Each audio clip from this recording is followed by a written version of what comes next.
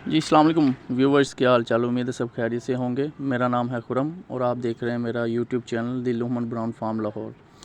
जी तो मेरे दोस्तों, आज मैंने अपने बर्ड्स को एमी वाइटल हाई दिया।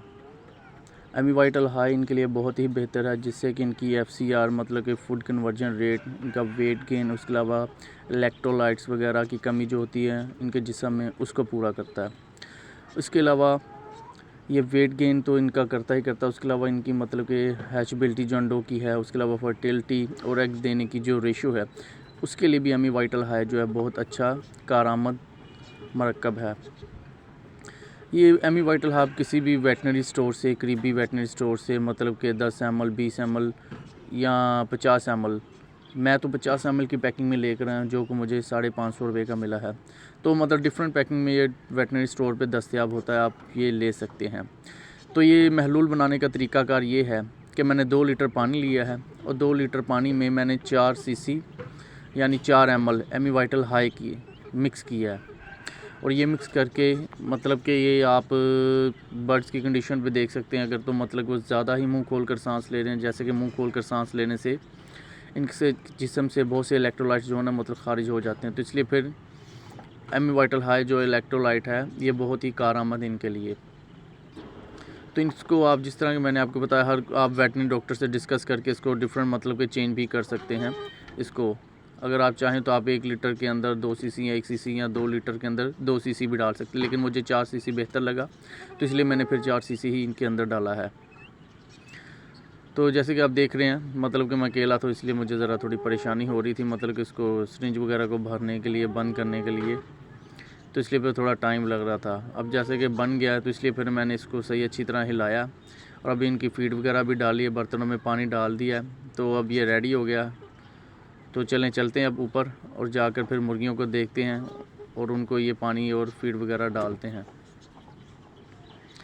जी तो हम ऊपर छत पे आ चुके हैं। तो अब हम देखते हैं कि ये बर्तन फीड का एक पड़ा हुआ, जो कि मैं फीड नीचे से बोल में लेकर आया था। इसी तरह ये देखें आपके मुर्गियाँ, ये मेरी जो पिंजरे में है, जैसे कि मैंने आपको बताया था मेरे पास गोल्डन मिस्री भी थी, तो ये गोल्डन मिस्री मुर्गियाँ हैं जो कि मतलब कि गोल्डन मिस्री कह रहा हूँ, गोल्डन मिस्री मुर्गियाँ भी थी, तो उनको भी काफ़ी बीमारियाँ हो गई थी। ठीक है, तो उसके अलावा मैंने जैसे कि आपको रात बताया था कि मेरे पास ये काफ़ी बर्ड्स थे।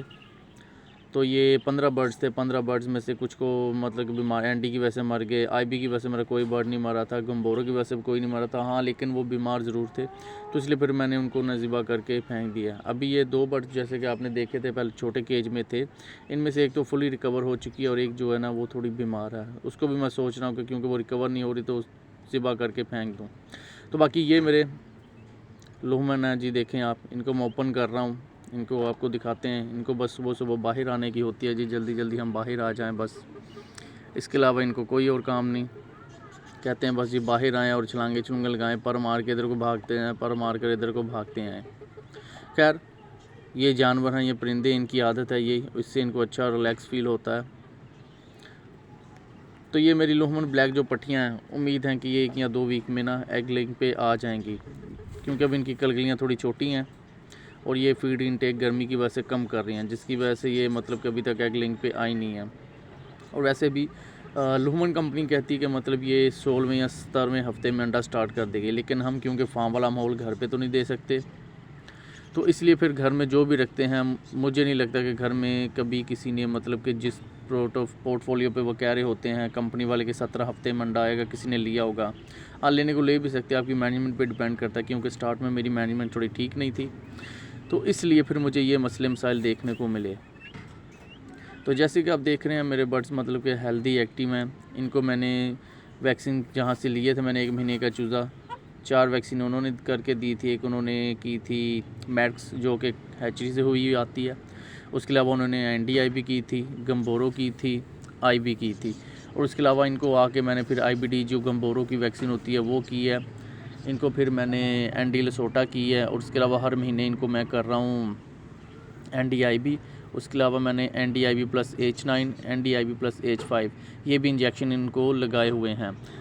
क्योंकि मुझे स्टार्ट में जो पहले स्टॉक फ्लॉग लिया था मैंने लास्ट टाइम, उसमें काफ़ी मसले मसाइल देखने पड़े थे। इसलिए क्योंकि इसमें इतने वैक्सीन नहीं हुई थी, तो इसलिए फिर मैंने खुद ही इनको, कॉस्टली तो पड़ी थी मुझे वैक्सीन, लेकिन मैंने रखी हुई थी तो इसलिए फिर मैंने की। लेकिन ये वैक्सीन जो मैंने बाद में की थी, मेरे फ्लॉग का जो NDIB वगैरह का अटैक होना था वो तब तक हो चुका था। तो सारे बर्ड्स को ही मैं वैक्सीन कर रहा हूँ, लेकिन ये है कि रिकवर नहीं हो सके थे वो इससे। चलें अब बर्ड्स को पानी देते हैं, क्योंकि बर्ड्स काफ़ी प्यासे हैं, तो ये पानी पी के ज़रा एक्टिव हो जाएं, तो फिर इनको छोड़ते हैं बाहर ताकि ये घूम फिर लें। मेरा मुर्गा जो है, मुर्गे से मैं थोड़ा परेशान हूँ। मुर्गा मेरी मुर्गियों को मारता रहता है, जिसकी वजह से मुर्गियाँ डरती हुई जल्दी फीड के पास नहीं आती, और मेरी एक दो मुर्गियों ने फीड इनटेक भी कम कर दी हुई है इसी वजह से। तो मैं सोच रहा हूँ कि मुर्गे को या तो मैं सेल आउट कर दूँ या फिर मैं इसको ज़िबा करके खा लूँ।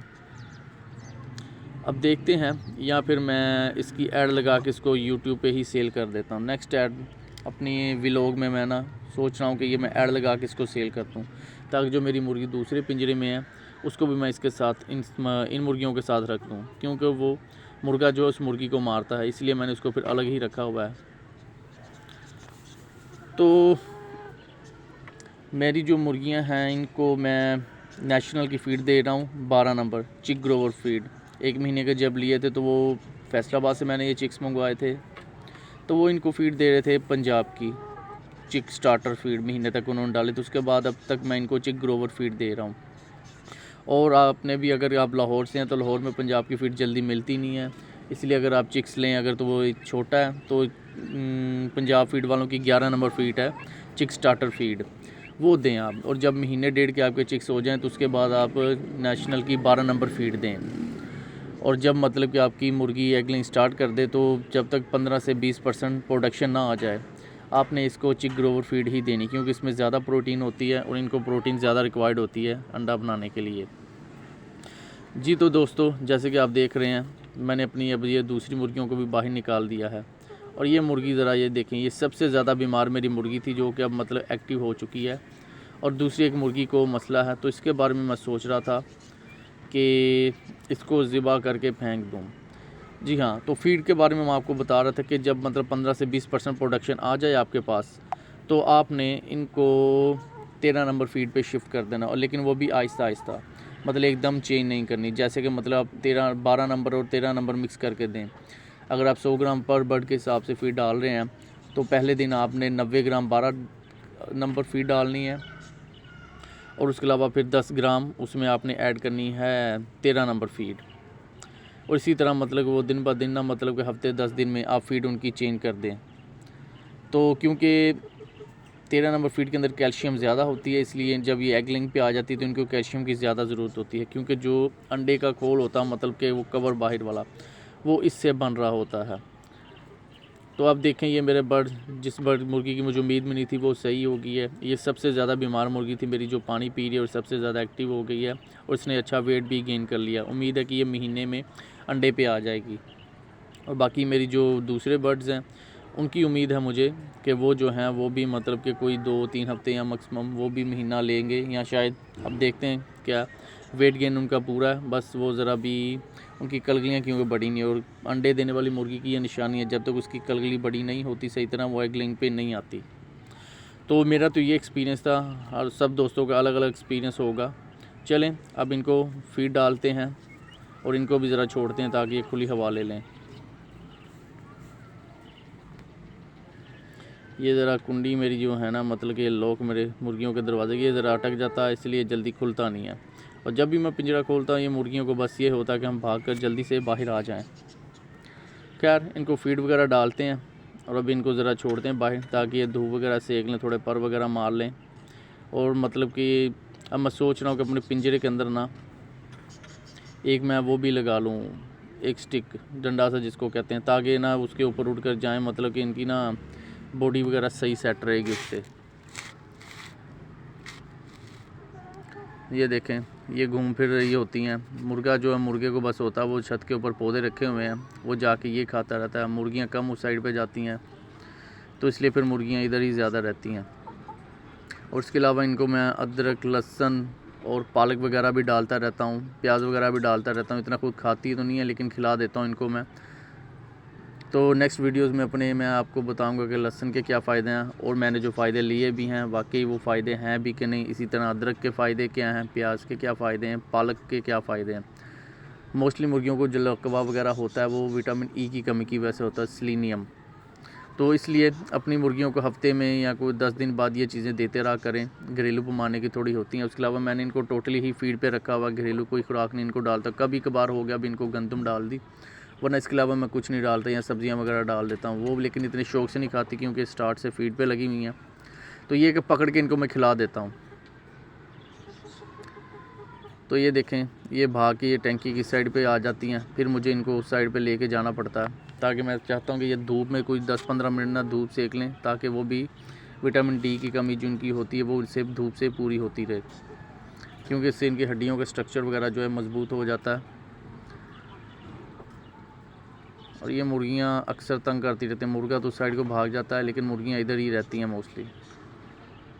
तो उम्मीद है मेरे दोस्तों को मेरा व्लॉग पसंद आया होगा। तो दोस्तों से रिक्वेस्ट है, अभी तो ये हम आखिर में बोल रहे हैं, लेकिन नेक्स्ट वीडियोज़ में मैं स्टार्ट से दोस्तों को रिक्वेस्ट कर दूंगा, अजीज़ों को जो कि मेरे चैनल को देख रहे हैं, कि काइंडली मेरे चैनल को सब्सक्राइब कर दें, वीडियो को लाइक करें, कमेंट और शेयर ज़रूर करें, ताकि भाई की हौसला अफजाई हो सके और भाई इसी तरह के और भी लोग मतलब कि डेली बेस पे बनाकर अपलोड करता रहे।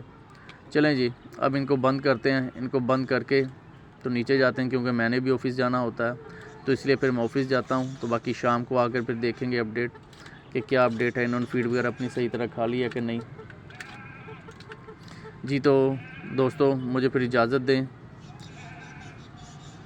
और मेरे इस चैनल को ज़रूर सब्सक्राइब कीजिएगा। उम्मीद है मेरे दोस्त इस मेरी बात को मानेंगे और मेरे इस चैनल को ज़रूर सब्सक्राइब करेंगे। और इसी तरह आपके तामुन और प्यार से मैं और वीडियोस बनाता रहूँगा और अपने एक्सपीरियंस को और डिफरेंट ब्रीड्स पे भी वीडियोस बनाऊँगा, उन पे भी दोस्तों के साथ उनकी हिस्ट्री वगैरह सारी चीज़ें मैं शेयर करूँगा।